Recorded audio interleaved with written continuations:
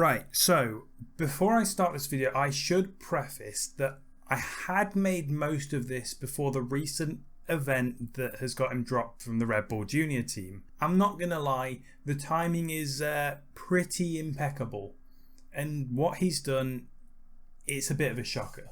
Dropping racial slurs on stream is something that is a pretty strong perception of character, especially when there is no sign of regret with it straight after. So, to preface, the rest of this video was pretty much bigging up Juri Vips' skill in racing, but that's all for naught if you're going to throw away your career for a bit of casual racism. Right, so let's just redo this intro bit and sum up what the original intro was about. Estonia, small country, around 1.3 million population, blah blah blah. It's a very pretty country though, gotta shout that out. Look at this stuff, blah blah blah.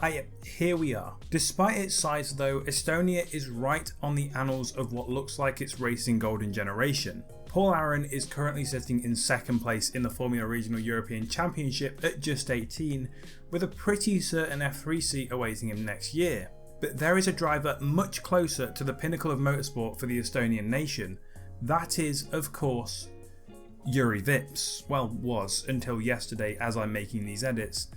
Now he'll be lucky for a Formula E seat.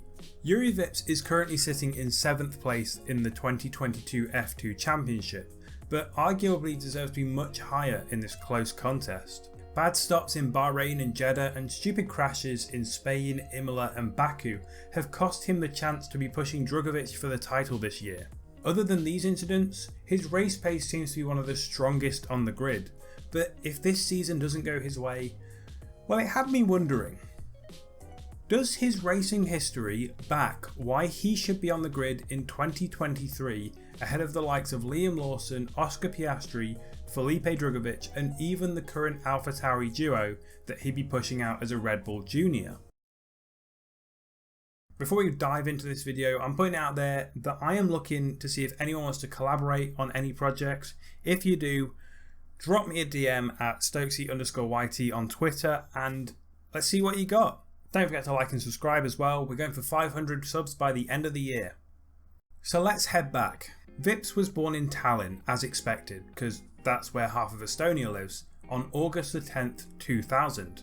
Ew, younger than me. He'd do the good old karting as every F1 prospect does before jumping into his first open wheeler for the ADAC and Italian F4 Championships of 2016. For Prema, so it's clear the kid had money. Alongside Juri Vips for this year were Juan Manuel Correa and future F1 no points curse sufferer Mick Schumacher. Vips would finish 5th in Italian F4 and 6th in ADAC F4, whereas Correa would be 10th in ADAC F4 and 6th in Italian F4. One teammate down. Mick though, well, he would finish 2nd in both series. It was his 2nd year in the F4 series though, and only Vips first, so we won't put too much judgment there. For the winter though, Vips would compete in the MRF Challenge Formula 2000 Championship alongside Mick Schumacher, current F2 rival Felipe Drugovich and fellow Estonian Ralph Aaron. He would finish 6th, below all of these guys, and over 140 points below the duo of Harrison Newey, son of one of the greatest engineers of our time, and Joey Mawson, son of a kangaroo. Again, first year though, so as long as he improves next year.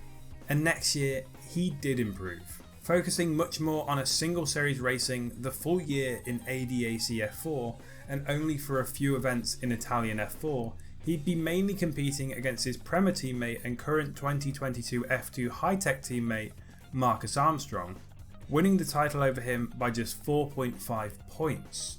This sort of a drive would get him a test in the final 2017 Euro F3 race and most importantly for his future career pathway, a seat in the Red Bull Junior team. A clear route to racing for one of the top teams in Formula 1. For 2018, it was the F3 European Championship full time for Juri, racing alongside Dan Ticktum, Marino Sato, Sebastian Fernandez, Fabio Scherer and Jonathan Aberdeen for Motopark. Why are these teams so massive? He'd end the season in 4th, finishing behind eventual winner and former teammate Mick Schumacher, current teammate Dan Ticktum and current Ferrari test driver Robert Schwartzman. A strong first season against a lot of strong competition, but he'd be aiming for the top next time. Unfortunately for him, the 2019 F3 season was a revamp of the series and teams could only get 3 drivers in. Oh, and the Kings of F3, Prema, didn't actually want him on their team, instead going for Schwartzman, Daruvalla and Armstrong. Vips would instead go to current compatriots High-Tech alongside Leonardo Pulcini and Ye Yifei. So you know those 3 Prema guys I just mentioned? Well, they finished 1, 2, 3 in the championship.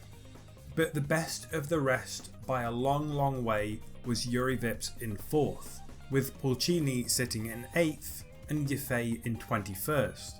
I know it may not look an achievement on paper, but with how those Premas were, staying so close to them for the season was a worthwhile achievement, and as such, after a 2nd place at the 2019 Macau Grand Prix, Vips would find himself in F2 for 2020. Wait, sorry, I meant the Formula Regional European Championships. How did that happen?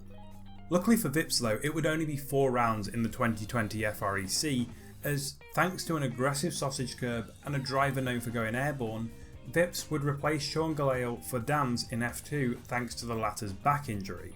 In the 4 rounds that he'd get in F2 that season, Vips would top Galale's tally of 3 points with a podium in the Mugello sprint race.